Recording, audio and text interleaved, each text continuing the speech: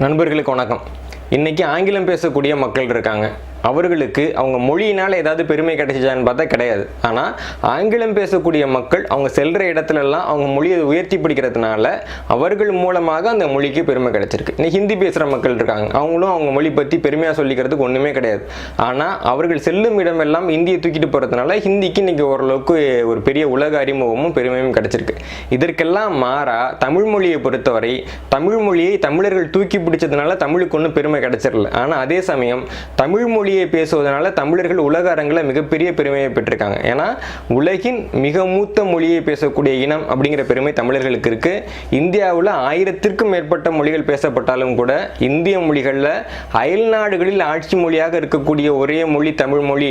அந்த மொழியை பேசக்கூடிய மக்களுங்கிற பெருமை நமக்கு இருக்கு. இந்த மாதிரி தமிழ் மொழியுடைய சிறப்புகளை நம்ம சொல்லிக்கிட்டே போகலாம். ஆக இந்த மொழியினால நமக்கு பெருமை கிடைச்சிருக்குன்றப்போ நம்ம இந்த மொழிக்கு என்ன திருப்பி செஞ்சோம் அப்படின்னு பார்க்க போனால் ஒன்றுமே பெருசாக செய்யலை அப்படிங்கிறது தான் ஒரு வருத்தத்திற்குரிய உண்மையாக இருக்குது. சரி, நம்ம தான் அந்த மொழியை உயர்த்துறதுக்கோ பெருமைப்படுத்துறதுக்கோ பெருசாக ஒன்றும் செய்யலை, அது இருக்கட்டும். இன்னொரு பக்கம் இந்த மொழிக்கு ஒரு அவமரியாதை நடக்கின்ற பொழுது அல்லது இந்த மொழிக்கு கிடைக்க வேண்டிய ஒரு உரிய அங்கீகாரம் கிடைக்காமல் போகின்ற பொழுது அதை பற்றி பார்த்து அதற்கு எதிராக குரல் கொடுத்து போராடவாவது இந்த இனம் செய்தா அப்படின்னு பார்க்க போனால் பல இடங்களில் அப்படி செய்யப்படுறதில்லை அப்படிங்கிறது தான் வருத்தத்திற்குரிய உண்மை. இதை நான் ஏன் இங்கே சொல்கிறேன்னா, இந்த வீடியோவில் நம்ம அப்படிப்பட்ட ஒரு விஷயத்தை பற்றி தான் பார்க்க போகிறோம். கேஷ் அப்படின்னு இன்னைக்கு ஆங்கிலத்தில் புழங்கிக்கிட்டு இருக்க சொல்லுக்கும் தமிழ் மொழிக்கும் நடுவில் இருக்கிற ஒரு தொடர்பு என்ன? தமிழ் மொழி இப்போ இழந்திருக்க சிறப்புகளில் உங்கள் கவனத்துக்கே வராமல் போன ஒரு சிறப்பு என்ன? வாங்க இந்த வீடியோவில் நம்ம விரிவாக பார்ப்போம்.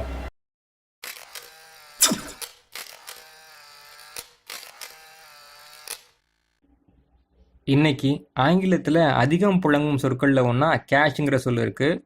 கேஷ்ன்ற சொல் இன்னைக்கு ஆங்கில சொல்லாவே மாறிட்டாலும் அதோட சொல்லோடைய மூலச்சொல் அப்படிங்கிறது ஆங்கிலத்தில் இல்லை. உதாரணமாக பறவை அப்படிங்கிறது தமிழ் சொல், அதோட மூலச்சொல் வந்து பறத்தல் அப்படிங்கிற ஒரு சொல். இப்போ பறன்ற சொல் இருக்கப்போ தான் பறவைன்ற சொல் அதுலேருந்து வந்துச்சுன்னு நம்ம தெரிஞ்சுக்கலாம். இதே மாதிரி கேஷ்ன்ற சொல் ஆங்கிலத்தில் இருக்குன்னா அது எந்த சொல்லேருந்து வந்துச்சு அப்படின்ற மூலச்சொல் ஆங்கிலத்தில் இல்லை.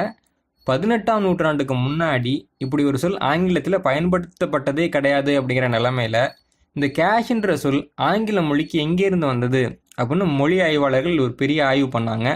இப்போது பொதுவாக ஆங்கிலத்தில் புழங்கக்கூடிய பெரும்பாலான சொற்கள் வந்து லத்தீன், ஃப்ரெஞ்சு ஆகிய மொழிகள்லேருந்து வந்த சொற்கள் தான். அதை அடிப்படையாக வச்சு அவங்க பார்க்குறப்போ ஃப்ரெஞ்சு மொழியில் கைசே அப்படின்ற ஒரு வார்த்தை இருந்தது.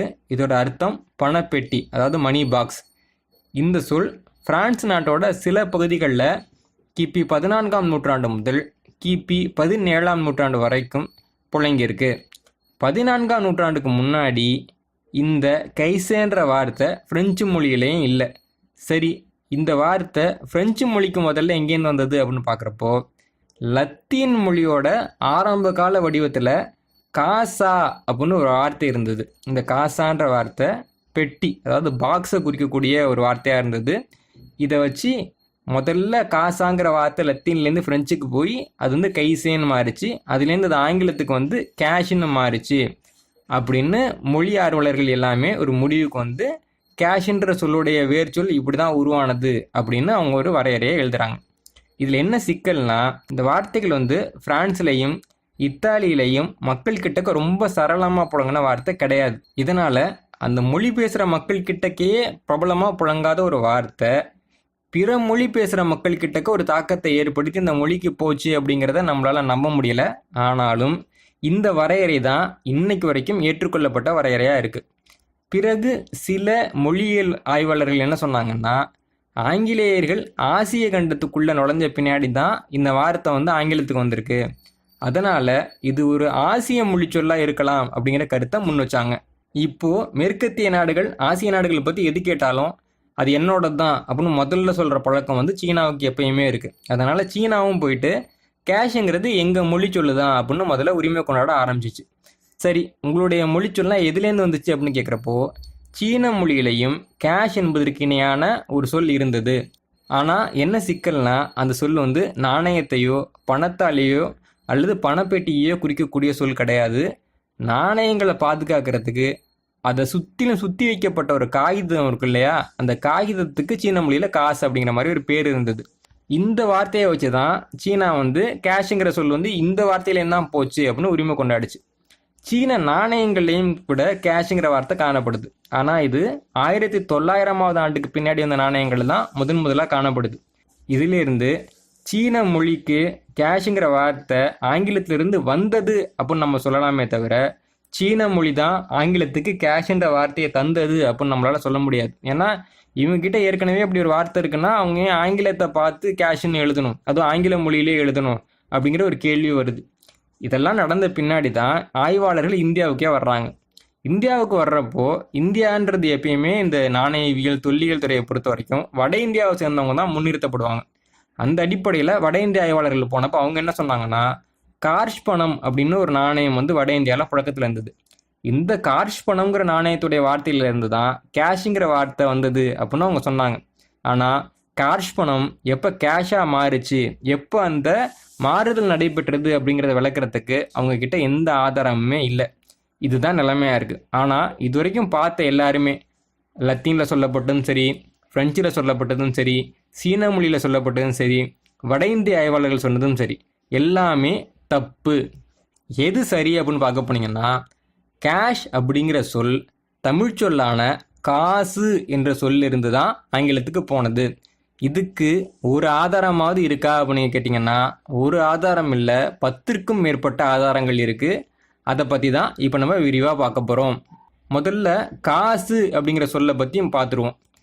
இப்போது நமக்கு கிடைச்சிருக்க இலக்கியங்களில் மிக மூத்த இலக்கியங்களாகவும் 2000 ஆண்டுகளுக்கு மேலே பழமை மிக்க இலக்கியங்களாகவும் இருக்கக்கூடிய சங்க கால இலக்கியங்களில் 10க்கும் மேற்பட்ட இடங்களில் காசு அப்படிங்கிற சொல் வந்து காணப்படுது. உதாரணமாக சில இடங்களை மட்டும் பார்ப்போம். திருமுருகாற்றுப்படையில் ஒரு பாடலில் பல்காசு நிறைத்த சில் கால் அல்குல் அப்படிங்கிற வார்த்தை காணப்படுது. நற்றிணையில் கால் பெயல் அல்குல் காசு முறை திரியினும் அப்படின்னு வருது.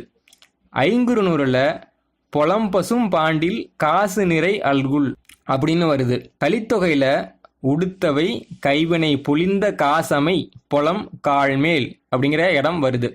இப்படி பல இடங்களில் சங்க இலக்கியத்தில் காசு அப்படிங்கிற சொல் காணப்படுது. பிற்காலத்தில் காசுன்ற சொல் நாணயங்களை குறிக்க பயன்படுத்தப்பட்டாலும் சங்க காலத்தில் அது அணிகலன்களில் கோர்க்கப்பட்ட மணிகளை குறிக்க தான் பயன்படுத்தப்பட்டது. அதாவது இந்த பாட்டோட வரியோடைய அர்த்தத்தெல்லாம் பார்த்தீங்கன்னா, இந்த காசுன்றது வந்து பெண்களுடைய இடுப்பில் அணிகிற அணிகலன்களையும் குழந்தைங்க காலில் அணிகிற அணிகலன்களையும் கோர்க்கப்பட்டு இருந்தது அப்படிங்கிற ஒரு காட்சியை தான் அவங்க முன்வைக்கிறாங்க. குறுந்தொகையில் ஒரு இடம் வருது. அதில் காசுன்றது எப்படி இருக்குது அப்படின்னு விரிவாக சொல்கிறாங்க. அது எப்படி இருக்குன்னா, ஒரு புது நூல் நுழைக்கப்பட்ட பொற்காசானது பார்ப்பதற்கு வேப்பம் பழத்தை கிளி கொத்தி இருந்ததை போல இருந்தது அப்படின்னு இருக்கு. இப்படி சங்க இலக்கியங்களில் காசு பற்றி வரக்கூடிய, அதாவது காசு எப்படி இருக்கும் அப்படின்னு அந்த வடிவமைப்பை பற்றி பேசக்கூடிய இடங்களில் காசுக்கு ஓமையா வேப்பம்பழம், உகாப்பழம், நெல்லிக்கனி, குமிழம்பழம், கொன்றைப்பூவோட மொட்டு இதை தான் வந்து உதாரணமாக காட்டுறாங்க. ஸோ இதெல்லாம் வச்சு பார்க்குறப்போ நமக்கு வந்து அன்னைக்கு காசுன்றது வந்து உருளை வடிவமாக, அதாவது கோல வடிவத்தில், அதுவும் நடுவில் தொலையோடு இருந்தது அப்படின்றது நமக்கு புரிய வருது. இந்த காசுகள் வந்து உலோகத்தாலான காசுகள். இது இல்லாமல் பளிங்கில் கூட காசு இருந்ததுக்கு அப்படிங்கிற ஒரு குறிப்பு அகநானூரில் இருக்குது. அகநானூரில் ஒரு இடத்துல பளிங்கின் துளைக்காசு அடுப்ப அப்படின்னு இருக்கு. அதாவது ஒரு பளிங்கு உருளைக்குள்ள துளை போட்டு இருக்கக்கூடிய வடிவத்தையும் காசுன்னு தான் சொல்லியிருக்காங்க அப்படின்னு நம்ம பார்க்குறோம். ஆக மொத்தத்தில் சங்க காலத்தில் காசுன்ற சொல் வந்து மணிகளை தான் முதல்ல குறிச்சிருக்குன்றது நமக்கு நல்லா தெரிய வருது. சரி, அப்போ உருண்டையாக இருந்த மணிகளை குறிக்க பயன்படுத்தப்பட்ட இந்த காசுன்ற சொல் எப்போ தட்டையான நாணயங்களை குறிக்க பயன்படுத்தக்கூடிய சொல்லாக மாறிச்சு அப்படின்னு நம்ம பார்த்தோம்னா, தமிழர்கள் ரோமானியர்கள் கூட வாணிபம் செய்ய ஆரம்பிக்கிறப்போ ரோமானியர்களுடைய தங்க காசு தமிழகத்தில் ரொம்ப அதிக எண்ணிக்கையில் வந்து குவிஞ்சிக்கிட்டே இருக்குது. அப்போ தமிழக மக்கள் என்ன பண்ணுறாங்க அப்படின்னா, அந்த ரோமானியர் தங்க நாணயங்களை தங்களுடைய ஆபரணங்களில் கோர்த்து அணிய ஆரம்பிக்கிறாங்க. அதாவது முன்னாடி எப்படி தங்கத்தாலான மணிகள்லாம் கோர்க்கப்பட்டிருந்ததோ அதே மாதிரி பின்னாடி இந்த ரோமானிய நாணயங்கள் வந்து கோர்க்கப்படுது. முன்னாடி இந்த மணியை குறிக்கிறதுக்கு இருந்த காசுன்ற சொல்லு அந்த மணியோட இடத்துக்கு புதுசாக வந்த ரோமானியர்களுடைய நாணயங்களுக்கும் ஆகு பெயராக அப்படியே மாறி தொடருது. பின்வந்த காலங்களில் இந்த காசுன்ற சொல்லுக்கு வந்து ஒரு உருளை வடிவ மணியை குறிக்கக்கூடிய அர்த்தம் இருந்தது அப்படிங்கிறதே வந்து எல்லாருக்கும் மறந்து போய் காசுன்னா நாணயம் அப்படின்னு பொதுமக்கள் எல்லாம் கருத ஆரம்பிச்சிடுறாங்க. இப்போ காசுன்றது வந்து நாணயத்தை குறிக்கக்கூடிய சொல்லா அப்படியே தமிழ்நாட்டில் நிலை பெற்று தொடர ஆரம்பிக்குது. இந்த காசுன்ற சொல் பொதுமக்களுக்கு ரொம்ப பரிச்சயமான சொல்லா தொடர்ந்துக்கிட்டே இருந்ததா, அதுக்கு ஏதாவது ஆதாரம் இருக்கா அப்படின்னு கேட்டிங்கன்னா, 12ஆம் நூற்றாண்டை சேர்ந்த சேக்கிழார் 7ஆம் நூற்றாண்டில் நடந்த ஒரு சம்பவத்தை அவருடைய பெரிய புராணத்தில் எழுதுகிறாரு. அதில் காசுன்ற சொல் வந்து பயன்படுத்தப்படுது. அது என்ன குறிப்பு அப்போ நீங்கள் கேட்டிங்கன்னா, திருவிழிமிழலை அப்படின்னு ஒரு ஊர் இருக்குது. அங்கே ஒரு புகழ்பெற்ற சிவன் கோயிலும் இருக்குது. அந்த ஊரில் வந்து அப்போ பெரிய பஞ்சகாலம். அந்த பஞ்சகாலத்தில் அங்கே அப்பரும் திருஞான சம்பந்தரும் போகிறாங்க. போனவுடனே அவங்க 2 பேருக்குமே வந்து செலவுக்கே பெருசாக காசு இல்லாத சூழ்நிலை. அவங்க வந்து அவங்களை நம்பி இருக்கவங்களுக்கும் செலவு பண்ணணும். உடனே அவங்க என்ன பண்ணுறாங்கன்னா, அந்த திருவிழிமிழலை கோயிலில் போயிட்டு வந்து இறைவன் மேலே பதிகம் பாடுறாங்க. பாடுறப்போ அவங்க 2 பேருக்குமே தங்க நாணயத்தை வந்து இறைவன் கொடுக்குறாரு அப்படின்றது தான் அந்த காட்சி. அதில் என்னென்னா, 2 பேருக்குமே தங்க நாணயம் கொடுக்கப்பட்டாலும் கூட 2 தங்க நாணயமும் ஒரே மாதிரியாக இல்லை அப்படின்னு சேக்கிழார் சொல்கிறார். அதுலேயும் அப்பருக்கு கொடுக்கப்பட்ட தங்க காசு சுத்தமானதாக இருக்குது. ஆனால் திருஞான சம்பந்தருக்கு கொடுக்கப்பட்ட தங்க காசில் ஒரு சின்னதாக வந்து ஒரு வெட்டு காணப்படுது. அது என்ன வெட்டு அப்படின்னு கேட்டிங்கன்னா, இப்போது இந்தியாவுக்கு ரோமாபுரியிலேருந்து வரக்கூடிய தங்க நாணயங்கள் நிறையா இருக்குன்னா எல்லா தங்க நாணயமுமே வந்து நல்ல தரத்தோடு இருக்காது. அப்போ என்ன பண்ணுவாங்கன்னா, நல்ல தரத்தோடு இருக்க தங்க நாணயங்களை அப்படியே புழக்கத்திலே விட்டுருவாங்க. அது வந்து தங்க நாணயங்கள் வந்து மக்கள்கிட்ட புழங்க ஆரம்பிக்கும். தரம் கொஞ்சம் குறைச்சலாக இருந்துச்சுன்னா அந்த தங்க நாணயத்தை வச்சு கொள்ளர்கள் வந்து வாசி அப்படின்னு ஒரு சின்ன உளி வச்சுருப்பாங்க. அந்த உளியால் ஒரு தட்டு தட்டிடுவாங்க. அப்படி தட்டினா அது தங்க நாணயமாக மக்கள்கிட்ட புழங்காது. மாறா அதுக்கு உலோகத்துக்கு என்ன மதிப்பு இருக்கோ அந்த மதிப்பு மட்டும்தான் அது இருக்கும். அப்படி வாசி கொண்டு அடிக்கப்பட்ட காசா சம்பந்தருக்கு கிடைச்ச காசு இருந்தது, ஆனால் அப்பருக்கு கிடைச்ச காசு நல்லா இருந்தது அப்படின்னு பதிவு பண்ணுறாரு. ஏன் இந்த பாகுபாடுன்னு கேட்குறப்போ அதற்கான காரணத்தையும் சேக்கிழார் பதிவு பண்ணுறாரு. என்னன்னா, திருஞான சம்பந்தருங்கிறவர் எந்த ஒரு கஷ்டமுமே படாமல் இறைவனுடைய மகனாக இருந்ததுனால அருள் பெற்றவர். ஆனால் அப்பர் அப்படி கிடையாது. அவர் வந்து ஒரு தொண்டர், நிறைய தொண்டு செஞ்சு அந்த தொண்டினுடைய மகிமையால் தான் அவர் இறைவனுடைய அருள் பெற்றார். அதனால் பெத்த பையனாக இருந்தாலும் கஷ்டப்படாமல் மேலே வந்தவர் திருஞான சம்பந்தர் அப்படிங்கிறதுனால அவருக்கு வாசி இருக்கிற காசையும், ரொம்ப கஷ்டப்பட்டு மேலே வந்த தொண்டர் அப்படிங்கிறதுனால அப்பருக்கு எந்த ஒரு மாசுமே இல்லாத காசையும் இறைவன் கொடுத்தாரு அப்படின்னு சேக்கிழார் வந்து பதிவு பண்ணுறாரு. இந்த மாதிரி இடைக்காலங்கள்லையும் காசுன்ற சொல் மக்கள்கிட்ட புழங்கின நாணயத்தை குறிக்கக்கூடிய சொல்லாக இருந்ததுன்றதுக்கான நிறைய குறிப்புகள் இருக்குது. இது வரைக்கும் காசுன்ற சொல் வந்து என்ன, அது எப்படி நாணயத்துக்கான சொல்லாக மாறி வந்துச்சு அப்படின்னு பார்த்தோம். இப்போது தமிழில் இருந்த காசுங்கிற சொல் ஆங்கிலத்துக்கு எப்போ போச்சு அப்படிங்கிறத நம்ம அடுத்து பார்க்க போகிறோம். ஐரோப்பியர்கள் இந்தியாவுக்குள்ளே காலடி வச்ச பிறகு அவங்களோட முதல் நாணய சாலையே சென்னையில், அதுவும் இப்போ தலைமைச் செயலகம் இருக்க செயின்ட் ஜார்ஜ் கோட்டையில் தான் தொடங்கப்பட்டது. அவர்கள் அன்றைய சென்னை மாகாணத்துக்கான நாணயங்களை மட்டும் அங்கே அச்சடித்தாங்க. அப்போது தமிழ்நாடு முழுக்க நாணயங்கள் காசுன்ற பெயரில் புழங்கிக்கிட்டு இருந்ததுனால ஆங்கிலேயர்களும் காசுன்னு தான் அவங்க நாணயத்துக்கு பெயர் வைக்க ஆரம்பித்தாங்க. அப்போது காசு அப்படிங்கிற தமிழ் சொல்ல அவங்களால ஆங்கிலத்தில் எழுத முடியலைங்கிறதுனால அவங்க அதுக்கு இணையாக கேஷ் அப்படின்னு ஆங்கிலத்தில் எழுதினாங்க. ஆங்கிலேயர்களுடைய குறிப்புகளின்படி கடந்த 1678 ஆண்டில் பொற்கொள்ளர்கள் மூலம் கைகளால் அச்சடிக்கப்பட்ட முதல் கேஷ் நாணயம் தமிழ்நாட்டில் வெளியாகி இருக்கு. 1803 ஆண்டில் இருந்து எந்திரங்களை கொண்டு கேஷ் நாணயங்கள் அச்சடிக்கப்பட்டன அப்படிங்கிற குறிப்பும் இருக்குது. கேஷ்ன்ற வார்த்தை ஏன் வந்து தமிழ்லேருந்து ஆங்கிலத்துக்கு போகணும்? ஒருவேளை அது வந்து ஆங்கிலத்தில் இருக்கிற வார்த்தையிலிருந்து தமிழுக்கு வந்திருக்கலாமே அப்படின்னு நீங்கள் கேட்கலாம். ஆனால் அதற்கான ஒரு வலுவான பதிலும் இருக்குது. ஏன்னா 1803 ஆண்டுக்கு பிறகு ஆங்கிலேயர்கள் எந்திரம் மூலமாக வெளியிட்ட காசுகளில் நாணயங்களோட மதிப்பு வந்து சுத்தமான தமிழில் எழுதப்பட்டிருக்கு. எப்படின்னா, இது 2½ காசு, இது 5 காசு, இது 10 காசு, இது 20 காசு, இது 40 காசு, இதெல்லாம் தமிழில் இருக்குது. அதுக்கு கீழே அதுக்கு இணையாக அவங்க ஆங்கிலத்தில் எழுதுகிறப்போ 2½ cash, 5 cash, 10 cash, 20 cash, 40 cash அப்படின்னு எழுதியிருக்காங்க. இது வந்து ஒரு நீங்கள் டிக்ஷனரியில் வந்து தமிழ் அர்த்தம் ஆங்கில அர்த்தம்னு பார்க்குற மாதிரி நேரடியாகவே மேலே தமிழ் இருக்குது. தமிழுடைய மொழிபெயர்ப்பு ஆங்கிலத்தில் எப்படி இருக்குன்றதை நம்ம பார்க்கலாம். இந்த ஒரு உதாரணமே தமிழுடைய காசுன்ற வார்த்தையை வச்சு தான் ஆங்கிலத்தில் கேஷ்ன்ற வார்த்தை உருவானது அப்படின்னு நிறுவுறதுக்கு ரொம்பவே போதுமானது. இப்படி ஆங்கிலேயர்கள் மட்டும்தான் காசுன்ற வார்த்தையை கேஷ்ன்னு பயன்படுத்தினாங்களா அப்படின்னு பார்த்தா கிடையாது. தமிழகத்துக்குள்ள வந்து ஆட்சி செஞ்ச பிற ஐரோப்பிய அரசர்களும் கூட இந்த காசுன்ற வார்த்தையை எடுத்து பயன்படுத்தியிருக்காங்க. உதாரணமாக டேனிஷ்காரர்களுடைய நாணயத்தில் கேஷ் அப்படிங்கிற வார்த்தை வந்து 1 காஸ், 2 காஸ், 4 காஸ் அப்படிங்கிற நாணயங்களில் KAS அப்படிங்கிற ஸ்பெல்லிங்கோட காணப்படுது. இதே மாதிரி ஒரு முறை புதுச்சேரி வந்து டச்சுக்காரர்களோட ஆதிக்கத்துக்கு கீழே வந்தது. அப்போது அவங்க வெளியிட்ட நாணயத்தில் அவங்க புது காசு அப்படின்னு எழுதினாங்க. இதன் மூலமாக பிரெஞ்சுக்காரர்கள் ஏற்கனவே புதுச்சேரியில் வெளியிட்ட நாணயத்தோட பேர் காசு அப்படிங்கிறதும், அந்த காசுக்கு மாற்றா இவங்க புதுசாக இந்த காசு நாணயத்தை வெளியிட்டாங்கன்றதும் இந்த நாணயத்துடைய எழுத்துக்கள்லேருந்து நமக்கு தெரிய வருது. பிரெஞ்சுக்காரர்களை பொறுத்த வரைக்கும் அவங்களுடைய ஆவணங்களில் அவங்க நாணயத்தோட பேர் காட்சி அப்படின்னு காணப்படுது. ஆனால் நாணயங்களில் அவங்க கேட்சான்னு எழுதலை. இருந்தாலும் கூட அவங்க நாணயங்களில் தமிழ் எழுத்து காணப்படுது. எப்படின்னா பிரெஞ்சுக்காரர்கள் வந்து அவங்க நாணயங்களில் அவங்க ஊர் பேரை புதுச்சேரி, காரைக்கால் அப்படின்னு தமிழில் தான் எழுதினாங்க. இப்படி காசுன்ற வார்த்தை எப்படி ஆங்கிலத்துக்கு போச்சு, எப்படி ஃப்ரெஞ்சுக்கு போச்சு, எப்படி டச்சுக்காரர்கள் அதை எடுத்துக்கிட்டாங்கன்றதுக்கு நம்மக்கிட்ட ஆணித்தரமான ஆதாரங்கள் இருக்குது.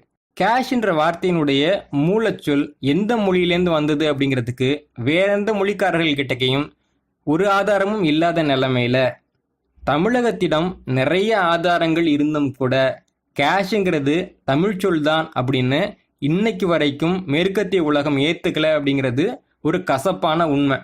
இது அகராதியில் இருந்த விளக்கம். பாருங்க, அவங்க என்ன சொல்லியிருக்காங்கன்னா அதே மாதிரி பிரெஞ்சுலேருந்து போச்சு, லத்தீன்லேருந்து போச்சு தான் எழுதியிருக்காங்க. இது ஒரு ஆன்லைன் அகராதியில் இருக்கிற விளக்கம். இதில் பார்த்தீங்கன்னா இதுலேயும் வந்து பிரெஞ்சுலேருந்து போச்சு, லத்தீன்லேருந்து போச்சு அப்படின்னு தான் இருக்குது.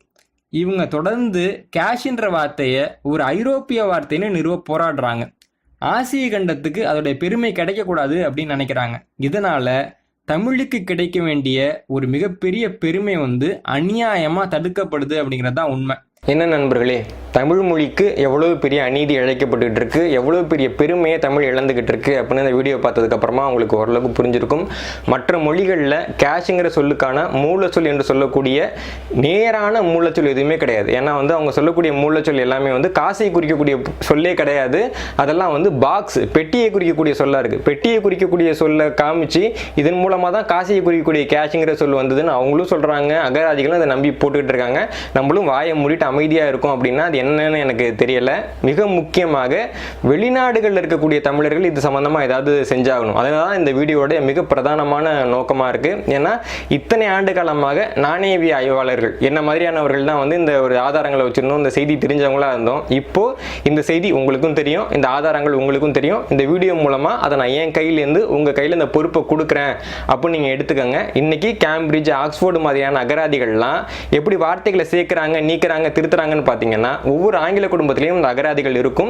அவர்கள் ஒவ்வொரு ஆண்டும் வந்து அவங்க கேட்ட புதிய ஆங்கில சொற்களை பற்றி அவங்களுடைய அகராதி நிறுவனத்துக்கு எழுதி அனுப்புகிறாங்க. நாங்கள் இந்த வார்த்தையை கேட்டோம், இந்த வார்த்தைக்கு இப்படி ஒரு அர்த்தத்தை கேட்டோம், இல்லை நீங்கள் இந்த வார்த்தையை இப்படி மாற்றி எழுதணும், அதான் சரியாக இருக்கணும், அவங்க கடிதங்கள் எழுதுகிறாங்க. அந்த கடிதங்கள்லாம் அடிப்படையாக வச்சு தான் ஆக்ஸ்போர்டு டிக்ஷனரியும் கேம்பிரிட்ஜ் டிக்ஷனரியும் புதிய வார்த்தைகளை சேர்க்கவோ நீக்கவோ திருத்தவோ செய்கிறாங்க. அதனால் இந்த வீடியோவை ஆங்கிலம் பேசக்கூடிய மக்கள் கிட்டக்க முதல்ல காட்டுங்க. இங்கே பாருங்க, ஒரு நாணயம் இருக்குது, மேலே தமிழில் காசுன்னு இருக்குது, கீழே கேஷ்னு இங்கிலீஷில் எழுதிருக்கு. ஆனால் அவங்க டிக்ஷனரியை பாருங்கள், நீங்கள் லத்தீனில் வந்ததுன்னு போட்டீங்க, ஃப்ரெஞ்சில் வந்துருன்னு போட்டுறீங்க, சீனத்துலேருந்து வந்ததுன்னு போட்டீங்க. இதுக்கு ஏதாவது ஆதாரம் இருக்குதா? இப்படி ஆதாரப்பூர்வம் இல்லாமல் தான் நீங்கள் வந்து உங்களுடைய டிக்ஷனரிலாம் எழுதுவீங்களா அப்படின்னு அவங்ககிட்ட நீங்கள் நேரடியாகவே கேளுங்க. இதன் மூலமாகவாவது தமிழுக்கு ஒரு சின்ன பெருமை மீட்டமைக்கப்பட வேண்டும். அப்படி தான் நம்முடைய மிக முக்கியமான வேண்டுகோளாக இருக்குது. இந்த வீடியோவை சமூக வலைத்தளங்களில் பகிரக்கூடிய நண்பர்கள் தமிழ் வேர்ட் கேஷ் அப்படிங்கிற ஒரு குறியீடை பயன்படுத்துங்க. ஏன்னா இதன் மூலமாக தான் எவ்வளோ பேர் இதை பதிவிட்டிருக்கீங்க, அதுக்கு என்ன மாதிரியான எதிர்வினைகள் வருது அப்படிங்கிறதெல்லாம் நம்ம ட்ராக் பண்ண முடியும். இது ஒரு சின்ன ஒரு தொடக்கமாக நீங்கள் எடுத்துங்க. இந்த மாதிரி தமிழர்களும் தமிழ் மொழியும் இழந்த பெருமைகள் கொட்டி கிடக்கு. அது ஒன்றையும் ஆதாரபூர்வமாக ஆவணப்படுத்தி மீட்டமைக்க வேண்டிய கட்டாயம் இன்னைக்கு இணைய சமூகத்திலேயே இயங்கிக்கிட்டு இருக்கக்கூடிய நமக்கு நிறையவே இருக்கு. அந்த பொறுப்பை உணர்ந்து நம்ம செயல்பட வேண்டிய நேரம் இது அப்படின்னு நினைக்கிறோம். தமிழின் பெருமை தான் தமிழர்களின் பெருமை. தமிழுக்கு கிடைக்கக்கூடிய அங்கீகாரம் தான் தமிழர்களுக்கு கிடைக்கக்கூடிய அதிகாரம். அதனால ஒன்றிணைவோம், போராடுவோம். தமிழுக்கு கிடைக்க வேண்டிய மிகப்பெரிய பெருமைகளில் ஒரு சின்ன பகுதியையாவது மீட்டெடுக்க தொடங்குவோம். தொடர்ந்து இணைந்திருங்கள் நமது பயிற்று படைப்பகத்துடன். நன்றி, வணக்கம். லைக் பண்ணுங்க, ஷேர் பண்ணுங்க, சப்ஸ்கிரைப் பண்ணுங்க, மறக்காம அந்த பெல் ஐக்கானை கிளிக் பண்ணுங்க.